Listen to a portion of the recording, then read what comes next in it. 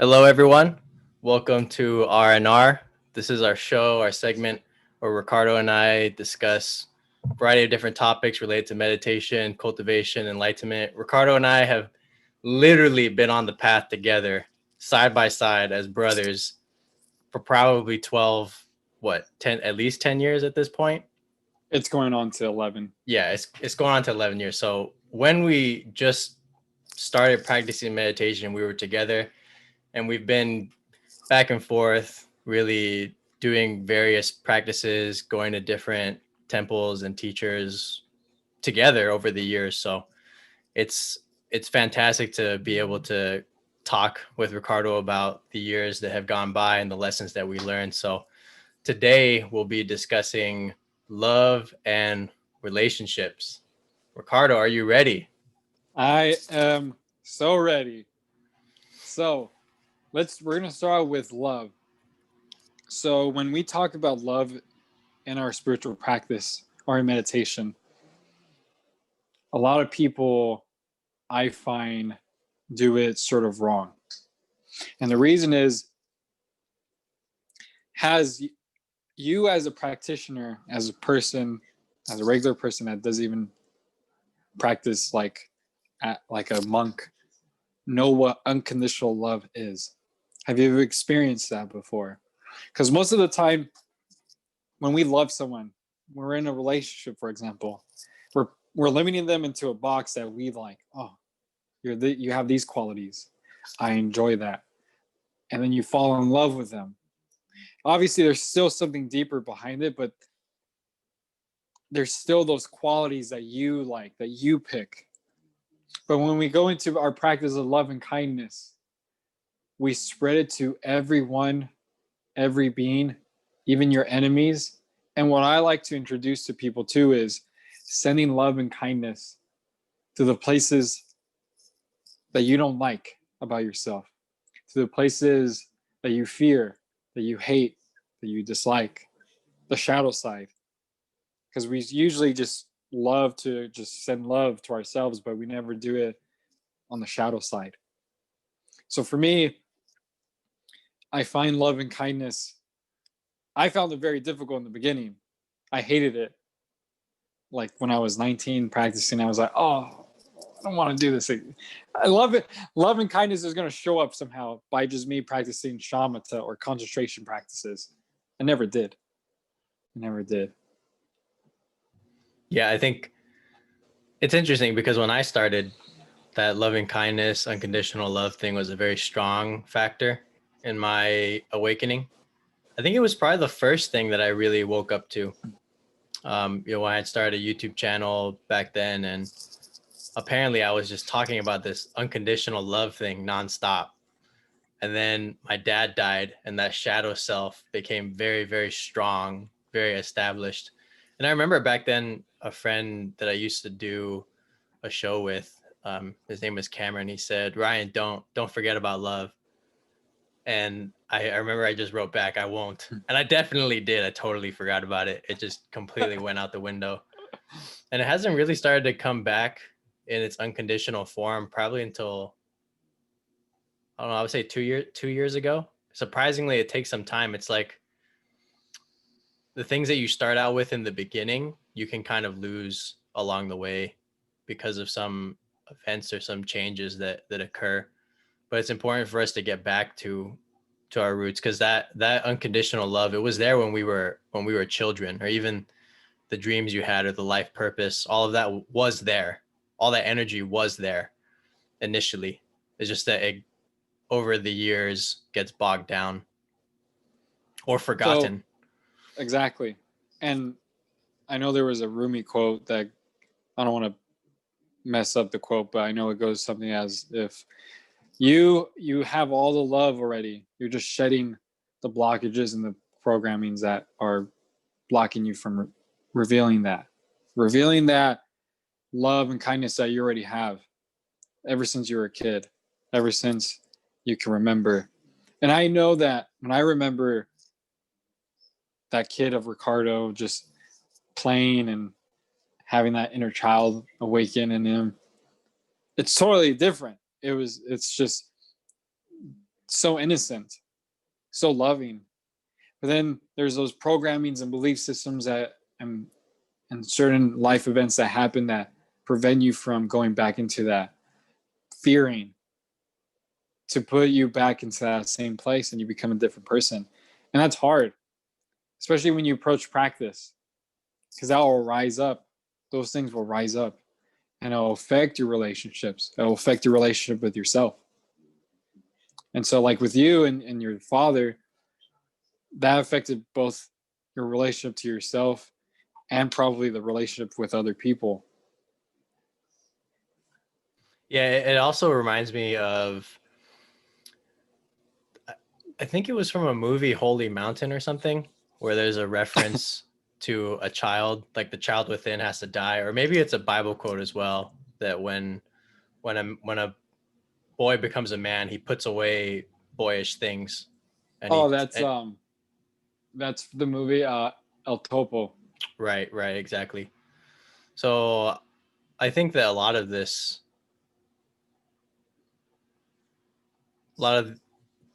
pertaining to this particular subject of innocence and the unconditional love that is there in innocence, when innocence is lost, that's when the unconditional love can be forgotten, or when it can be covered up. So it's not that it actually vanishes out of your system or whatever. It's integral to the human being. But if it's forgotten, it's as if it's not there. That's the fascinating thing. It's like having a dream. If you don't remember the dream, it's as if it never happened. It can be the same thing for any memory or any experience in your life. If you can't recall it, it's as if it didn't happen. So this unconditional love aspect to who we are, if it's forgotten, if it goes unrecognized, it's as if it's not there. So when the innocence was lost for me, for example, I lost my father. That was a huge thing that happened in my life.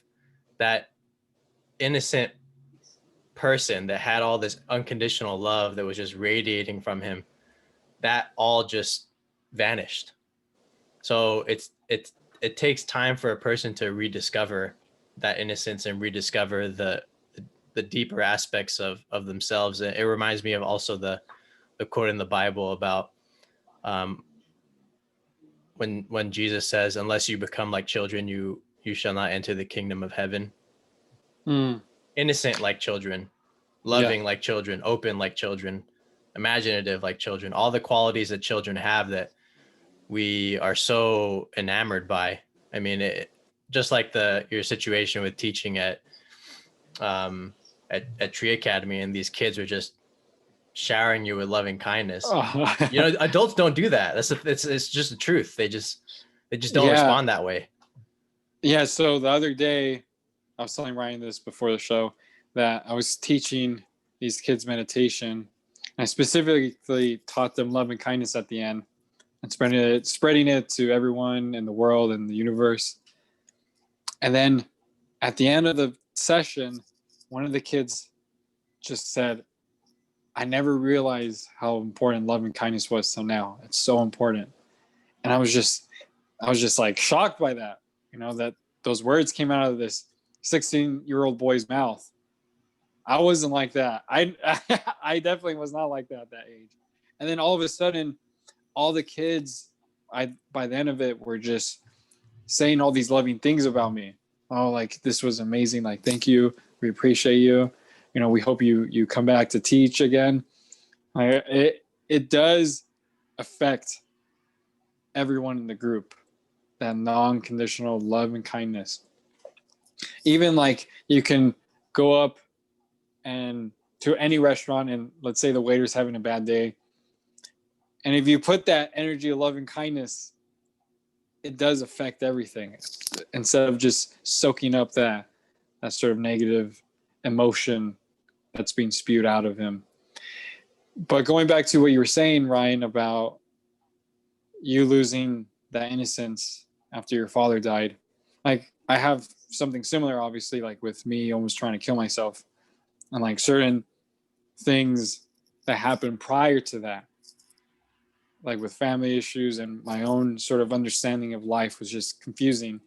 And I felt like that moment was, I had lost it for a long time. So practicing love and kindness was hard for me. I know many people find it difficult. I shouldn't be alone in this. Some people have an easier time with it. Some people wouldn't. I know for me it was very difficult because I found it to be like I didn't care for it. I never really cared for love and kindness.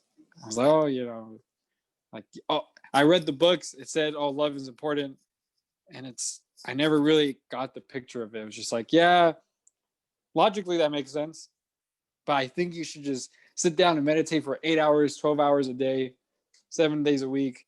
Then you'll get whatever that is. It doesn't work like that. It doesn't, and it shapes your practice very differently, very differently. And it shapes who you are afterwards, the way you deal with relationships, the way you deal with yourself.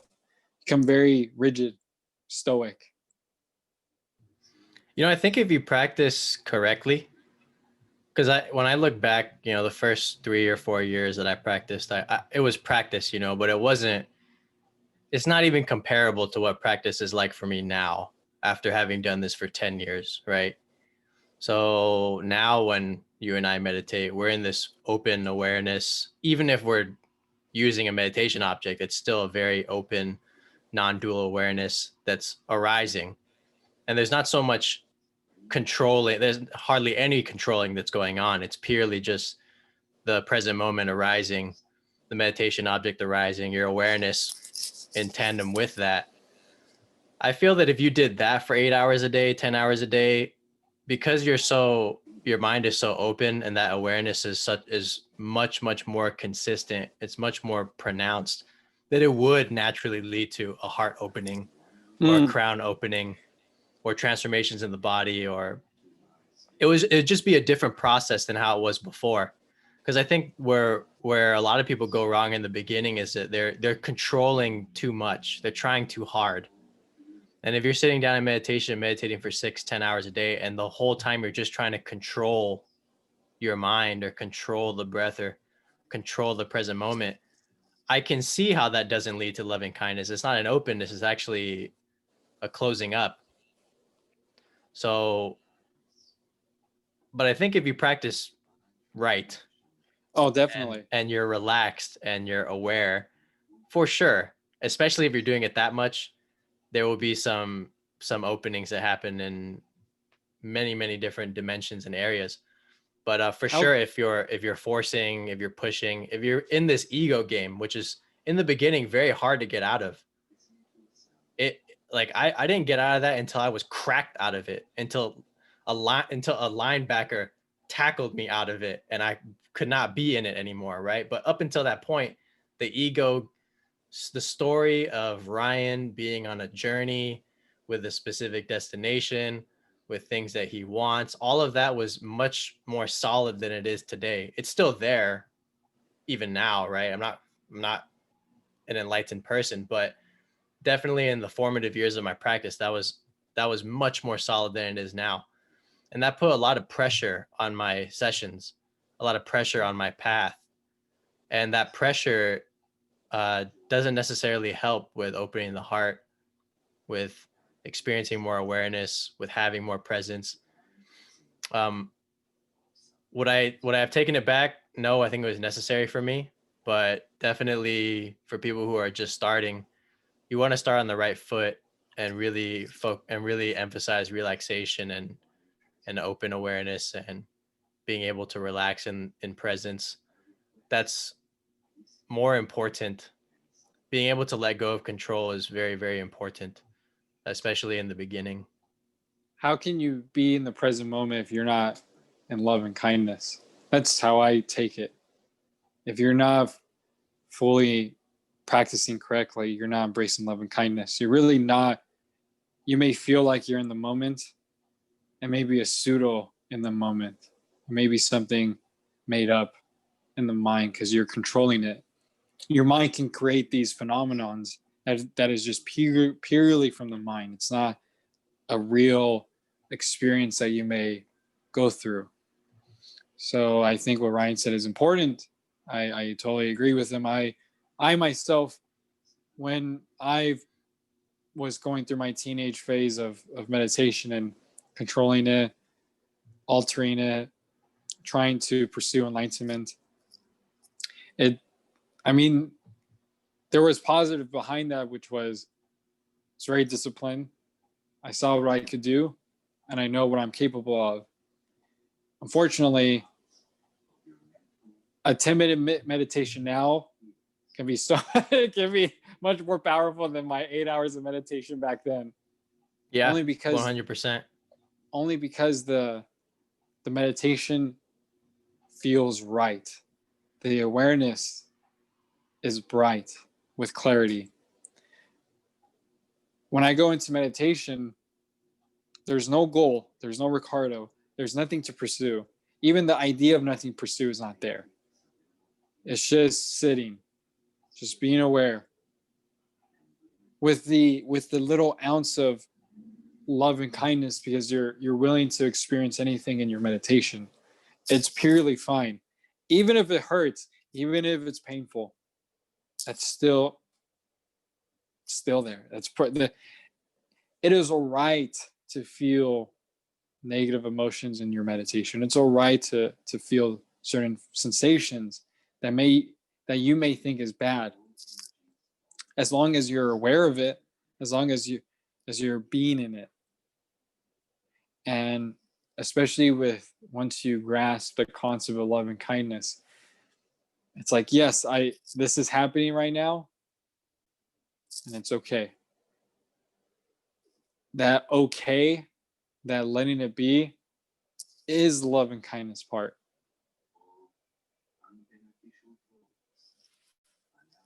And so when we go ahead. Oh, sorry, continue. I was just going to say, when we deal with relationships, I find it interesting because when I've had the kind of rigid side of my practice, I saw what it did with my relationships, like with my friends and family. It was very egoic in certain aspects. Like, I'm better. Like, oh, I have awareness. I have this spiritual thing behind me.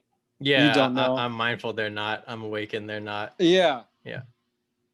And now it's completely changed to, it's like they are who they are. It's okay. Like, it's perfectly fine.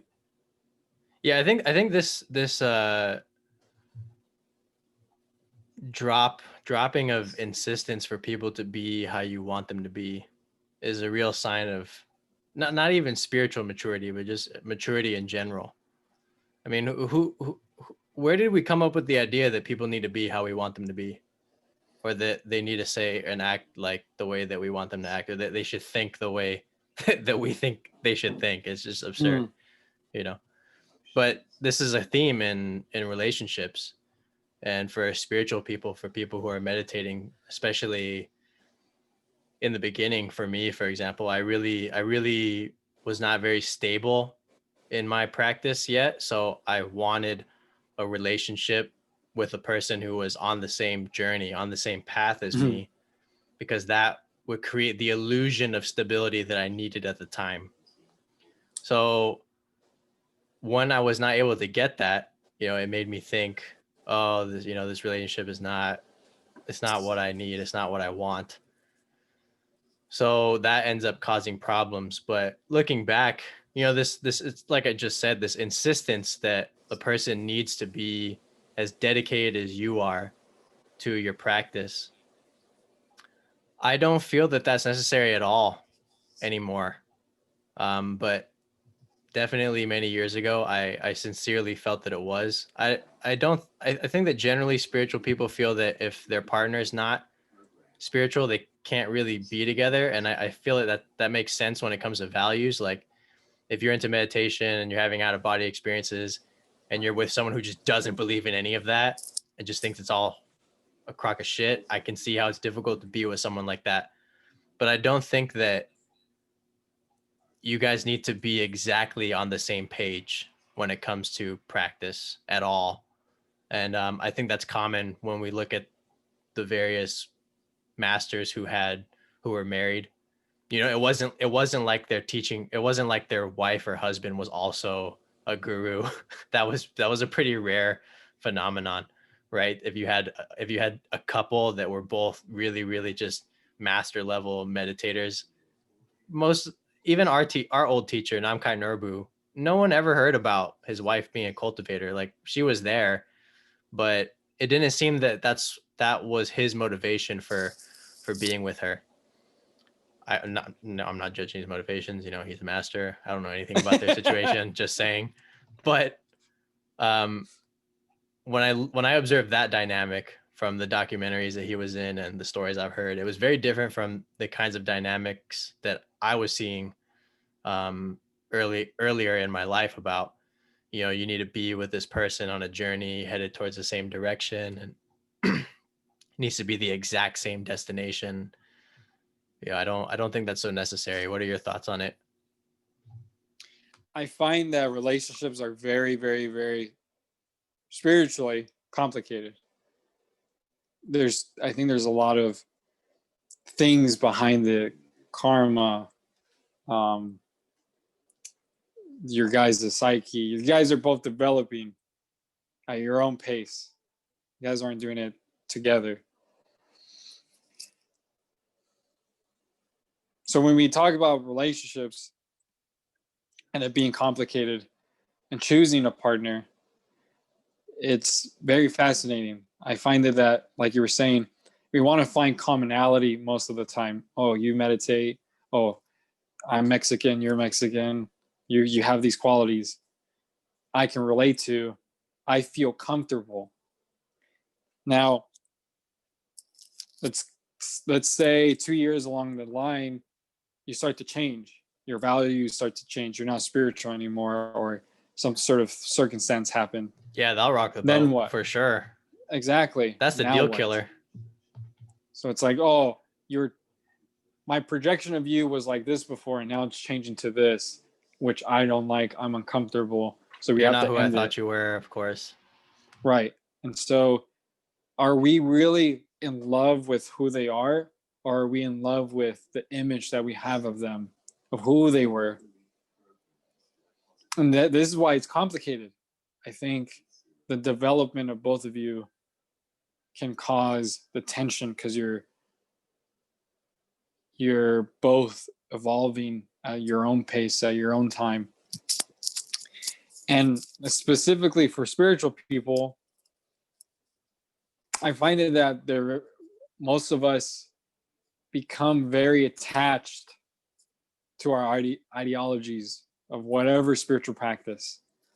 Even if it's just one little thing, it's like, oh, well, I believe in this specific thing, and you're not. I'm not a Buddhist. I believe in Hinduism. There's 9 Oh, dimensions on Arcturus, and you know, if you think there's 12, you're definitely wrong. yeah, And yeah, you're and committing that sacrilege against the Arcturian codes. exactly like It's that. seriously like this. I'm really, you and I both know that. It's very nitpicky, and so what that creates is it's still more of a tribalistic feeling of wanting a relationship. And I find it with me is it's much more, if you want to feel comfortable with your life, if you're not spiritual, like I don't care what you do. Like you can do the normal thing and find someone with your same values, and it is much easier. But I find that if you're on the pursuit of deep spiritual practice, I think relationships are going to be much different, much more different, because you're aware that you're developing. You should be aware that the other person is developing, and that becomes more challenging.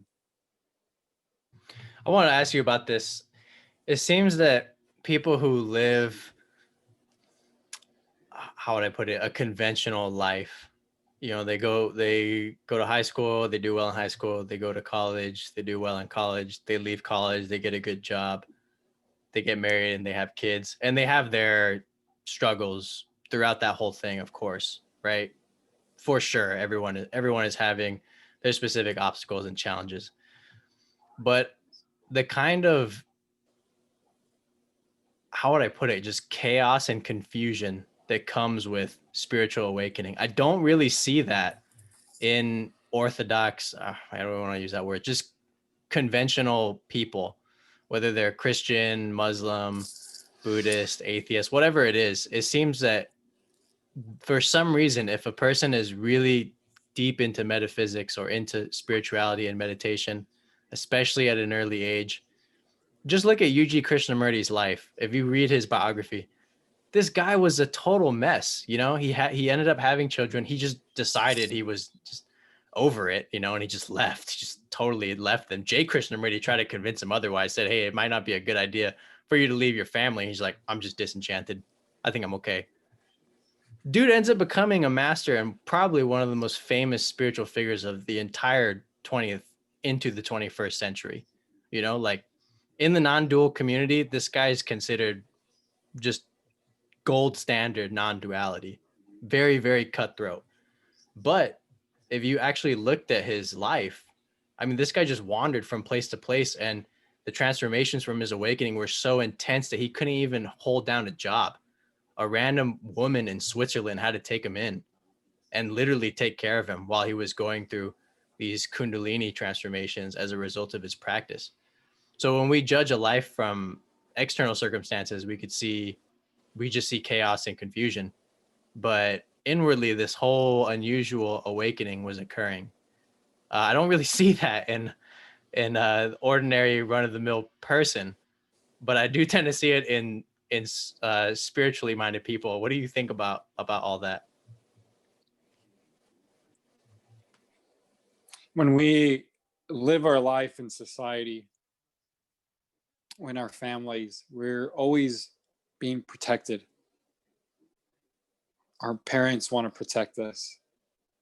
When we go out in society, there's this protection mechanism. It's structured.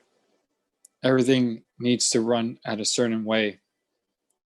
Our ego is putting influence in that too. I need to protect myself. This is the way things are. And that's fine. There's nothing wrong with that. But when we pursue deep meditation, deep awareness, that starts to collapse. The control and the comfortability starts to collapse because the structure the structure starts to dwindle away. You're removing these things in order to actually see past the veil of whatever that man-made structure was. And so it can be chaotic at times, turbulence, much more than a normal person may feel, because you're always think meditation as a dissection of the mind. You're dissecting it, going deeper and deeper, pulling things out, and that causes tension, even with yourself. Yeah, it sounds good. You will get these moments of joy, but the opposite will for sure happen. Oh my God, this is the way things are. Am I really this person? Nothing is permanent, really? Oh my gosh. Yeah, like oh my, I'm everything starting to that lives separate myself dies. from the ego. I can't believe this. Yeah, like, oh, the root, everything is a form of desire. Oh my God, I notice people following not their awareness but their desires. They're not mindful. Is this how reality really is? Like, you start to really see how things run in this controlled environment. It's going to freak you out. Or even the detox process, when you start to go and remove certain structures and programmings in the mind, that comes off as grief after, and you'll go through these intense emotional reactions. But as a conventional person, everything is always about being comfortable and in safety. We've been like that ever since we were kids, and it's okay. I think there's validity within it, especially as a practitioner. I think it's okay to sometimes not be so in it, because at a certain point you do need to work with it, work with your circumstances, especially as normal individuals out in society. So I feel that when I see people living a conventional life, it is very much this: you're doing things out of influence, and it's safety, it's very comfortable, there's nothing to it. With the spiritual adept, you want to discover the deeper knowledge of life, and it takes sacrifice, and that sacrifice is what causes tension. So I wanted to bring up this last point before we close up this session of R&R, Ricardo. I heard this quote from, there's a you know how I have all these old like pickup artist stuff on my phone from like iTunes way back in the day. So there's this guy David D'Angelo, right? And there's this tape called On Being a Man. And he was talking about the concept of initiation. I think this is related to the camp that you and I want to do. The quote was that, and he either quoted Robert Bly or an author of that sort, and he was saying that if a boy does not experience initiation into manhood, there's like this hole in his life, in his mind, in his body that he's not able to fill. And if he's not able to transition into manhood, what he ends up fighting are the demons of childhood for the rest of his life. So, you know, you doing firefighting and really stepping into that role, you've really understood leadership and a lot of the qualities that come with this specific theme. As far as initiating yourself into a new phase of your life, how has the work that you've been doing really contributed to that? So,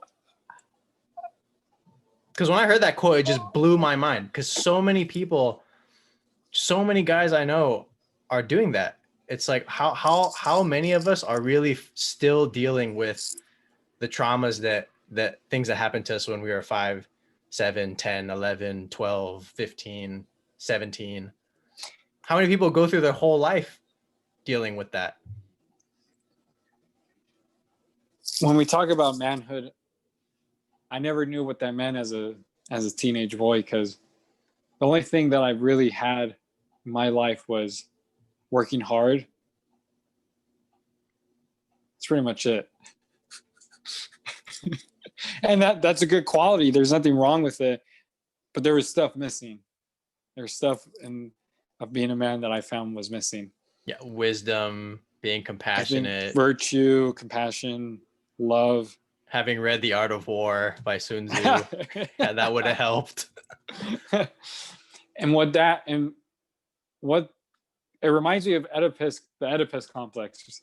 I think of the story, what is it? The Oedipus Rex, I believe, where I think it's a mythological story, or it's a some sort of Greek story or Roman story, where there was a king and a queen, and they had a baby, and this baby had huge feet, and they found that disgusting, and they pretty much threw the kid out and thought they killed him. Turns out the boy was still alive, and this boy grew up being very angry and mean and resentful of life. Everyone used to make fun of his feet too. It's like, you know. And so one day he was walking and he crossed paths with this guy. And Oedipus, which is the guy with the big feet, Oedipus said, before he crossed paths with that guy, said, I'm going to beat up the next person that I see. And so once he crossed paths, he beat up that guy. Turns out that guy was his father, but he had no idea. So he goes into town, and when he's in town, now I'm forgetting, he may have gone in town, but I know the next part is he meets this woman. They go back to her place. They have intercourse. That was fast. I know. Turns out the person that he had sex with was his mother. Oh. And so this next part is he gouges out his eyes and then he leaves. So he's wandering forever with his eyes gouged out. Now, the reason why, so Freud called this Oedipus complex, where you have this attraction toward your mom or something like that. But it's much more deeper, a little bit more different. Yeah, it means that kids manifest this all the time when young boys say they want to marry their mother. Yeah. Yeah. And it's much more of a deeper thing. So when a boy is unfortunately having only a mother's relationship, he's not getting that influence of a father. And in my life, reflecting that, there's certain changes that you go through. You're not, if I had a father show me even how to talk to women, showed me how to be a man in certain qualities, my life would be totally different. What ends up happening is two things: hypomasculinity or hypermasculinity. So hypo as in someone that's docile, someone that's fragile. Hyper, oh, I need to prove myself. Yeah, I need trying to to be be tough all the time, start fights. exactly. So when there's an aspect of that that's missing, the boy is either going to do those two things, and what ends up happening is he needs to find what does being a man mean for himself, which is going to be very complicated. If he hasn't had an example or some sort of thing to guide him, it's very complicated. And I know for me, having meditation and now being a firefighter, having these group of men teach me certain qualities, and now having a leadership role as a crew leader, it's really provided certain insights to what being a man is. And I don't find it as like a man that's like a what people may think as a cultural understanding of a man. I think it's a more divine aspect of men.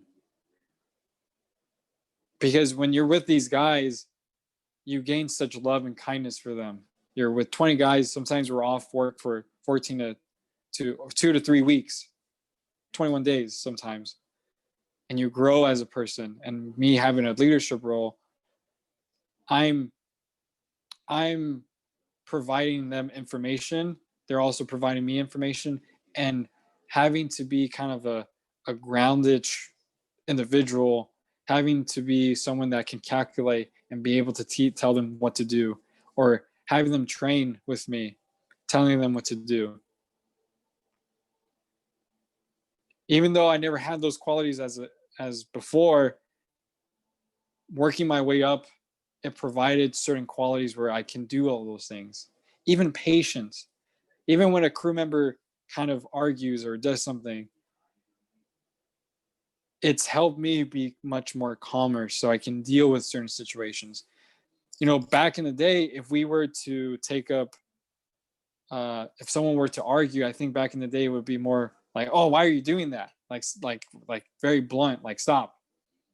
I think now for me and what I've learned with like emotional intelligence and just with my meditation practice and loving kindness, I want to see and learn what's going on, and in a much more loving way. Let's deal with it. Let's try to manage this. Because I want them to know as a leader, even though I'm in that leadership role, I'm also a friend. This is just a label. Yes, I'm where I work. I'm going to be a crew leader. That's going to be, yes, I have to act the part. But really, I'm also, that's not me. And so having this work, having the discipline of a monk, and having the meditation aspect of it, leading toward me being a firefighter, it's really helped me with, I don't know, like finding certain qualities I didn't have in myself that a lot of boys I think are missing today. You know, and the other thing is having that bond with men, because I know a lot of boys today have a horrible relationship with their father. And when you bond with these guys, that you start to understand more of your father or more of men in general. I think a lot of the issues that we see with young men is that they're seeking that parental fatherly figure in all the wrong places. You know, they're seeking it in gang activity, or they're seeking it in risky behaviors and in risky activities.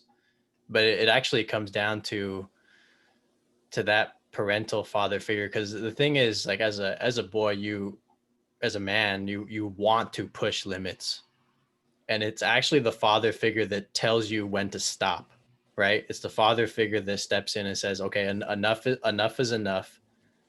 When you don't have that, I feel that we're in this, at least I was constantly in this battle of trying to push and prove myself. And because unfortunately my father wasn't there to set those boundaries and to say, you know, enough is enough, stop, I didn't stop until some force in the external world provided that structure or that boundary for me. And for me, it was the law, right? so so that's what happened to me. But that's, yeah, this is such a important topic, because That, I don't think that the situation for boys is getting better. I really don't. that's funny that you say that, because I remember, this reminds me of the only moment that I remember I was 16. I just stopped smoking weed. I had told myself I was going to quit. So I threw all my pipes and bongs away. But a piece of the stem fell out of the bong. And I was like, I'll throw that tomorrow. I put it in my sweater. That night, I get in an argument with my father and my brother. I run away. My mom decides to search my whole room for some reason. And she finds it. I had no idea. I come back home. My mom says, oh, we need to talk to you. So it's my mom and dad telling me, what is this? And internally, I was like, oh my God, this is so dumb. I just had quit. I can't tell them I quit. That means I'm admitting that I smoke weed. Like, so where'd you get this? I told them, I'm holding it for a friend. The good old friend. And then they're like, and then I can distinctly remember my father saying, if we ever find you having this, if we ever find you, sorry, if we ever find you having this again, I'm going to kick you out. It was the first time where I saw my dad actually really put his foot down. And it scared the shit out of me. Like, it scared me. And so I left. My mom and dad had an argument about that because my mom felt like it was too extreme. But But it went too far. Yeah. But I tell her all the time, like, that. Honestly, I think that was necessary. There's something to it that was important. And that was an important moment. Yeah. And like you were saying, your father is also this boundary to tell you, okay, you're going too far. But he's also the opposite. For some reason, I've seen men motivate like just this way. It's this weird primal thing that I've seen where it's like, yeah, you can push it. Like, oh, the moment you feel comfortable, it's like, or want to give up, it's like, no, push. Yeah, yeah. You're right. There is something about that, especially between men, and even more so between fathers and boys. You know, I think we'll end with this specific story. Did I ever tell you this? It was about when I was playing Little League Baseball and I totally sucked. I was just horrible at Little League Baseball. Whole season, man. 4th grade, Diamondbacks at Pettit Park. Okay, like 18 games, I never hit the ball. Not even once. Struck out every time. Total failure. Hated it. Tie side. Hated it. It was just, I just hated it. And my dad was so sad that I hated it, you know, because he wanted me to just have fun. And it was like second to last season of the game. And this kid threw the ball and it just hit me straight in between the legs. It hurt so much. You know, I dropped the bat. Couldn't even see. Just immediately, just tears in my eyes. I wasn't bawling, you know, but definitely it hurt. And and it was like the last pitch before I was gonna strike out. And my dad stands up from the bleachers And he says, Ryan, if you hit that ball, I'm going to give you $100. He just yells it. If you hit the ball, I'll give you $100. And I was like, really? And he's like, yeah, I promise. So, the pitcher throws the ball, and for the first time in the whole season, I hit the ball and I make it all the way to second or third base. Super happy. One of the best moments of my life. My dad was just ecstatic. He was like hopping around, just hollering. He's having such a good time. I made it to home base, and he was super proud of me, and it was awesome that he was able to be a motivating factor for me to finally hit the ball that season.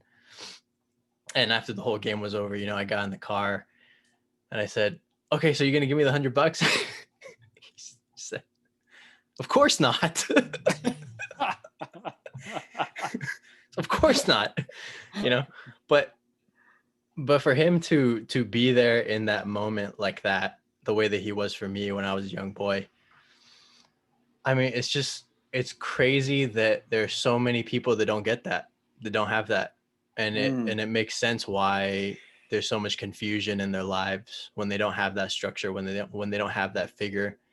And I think in some of these ancient cultures and societies, even if the father was missing, the village there was a system that made up for that. There were elders or other people that stepped in to fill that role if their father was killed or if something had happened. Because there was always I felt, just sorry to cut you off, but there's always like this, like you're saying, like a father figure, or like they have the rite of passage with the a system to become a man. Yep, exactly. And one of the themes in that whole lecture was that because we don't have this initiation system anymore, and it's so a part of the indigenous cultures and it's in the ancient cultures. I mean, even becoming a Buddhist monk for 3 months in Southeast Asian culture is initiation into manhood. But because we don't have that, there's this huge piece of at least being a male that I feel is missing. And of course, talking about spirituality and non-duality and awareness, this is all beyond masculine and feminine, but at least at the relative level, when it comes to how we're interacting with things in our lives. And if that ego structure is still somewhat intact and you're a man, you're in a male body, this might be something that is important to actually address. I agree. Like it is. Yeah, we can talk about non-duality all we want, but if you're not in that full state, it's completely different. You're still in a male body. It's good to develop yourself. Yeah, it's like, okay, the non-dual awareness and the awakening is fantastic, but then if it's not there and you're just feeling that like you're such a wuss and can't get a grip on your life and all this stuff, it's like, yeah, the non-duality is great, but we have to apply specific tools, to get over specific challenges. That's integration. Exactly. We have to work with circumstances. So, Ricardo, this was awesome. Everyone, thank you for listening to R&R. We'll be back next week with a new episode on a new topic.